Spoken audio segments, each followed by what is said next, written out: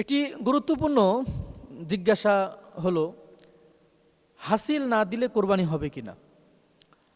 আমরা অনেক সময় বিভিন্ন বাজারে যখন গরু কিনতে যাই তখন দেখি যে মাইকের মধ্যেও অনেক সময় এলান করা হচ্ছে, মাইকের মধ্যে বলা হচ্ছে ভাই হাসিল দিয়ে যান, হাসিল দিয়ে যান, হাসিল না দিলে কোরবানি হবে না।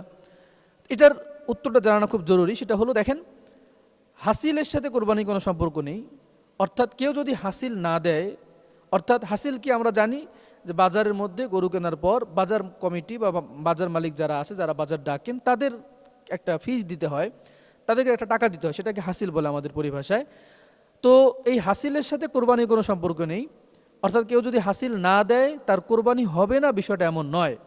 তবে হ্যাঁ, যারা কোরবানি দেন তাদের মাথায় রাখা উচিত, হাসিল হলো বাজার কমিটি যারা আছে বা যারা বাজার ডেকেছেন তাদের একটা হক। আর আল্লাহ রাসূল সাল্লাল্লাহু আলাইহি ওয়াসাল্লাম বলেছেন, লা তুআদ্দুনাল হুকুকা ইলা আহলিহা ইয়াউমাল কিয়ামা।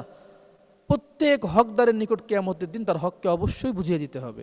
যেহেতু বাজার কমিটির হক হাসিল, এজন্য যারা বাজার থেকে পশু কিনবেন অবশ্যই বাজার কমিটির হকটা পূরণ করতে হবে।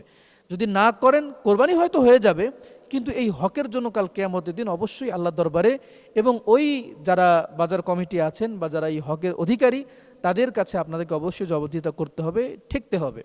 এজন্য হাসিল অবশ্যই আমরা দেব এবং বাজার কমিটি যারা আছেন তাদের প্রতিও নিবেদন থাকবে, এটা হাসিলের ফিটা নির্ধারণ করবেন সাধ্যের বাইরে, যেন অতিরিক্ত না হয়ে যায়।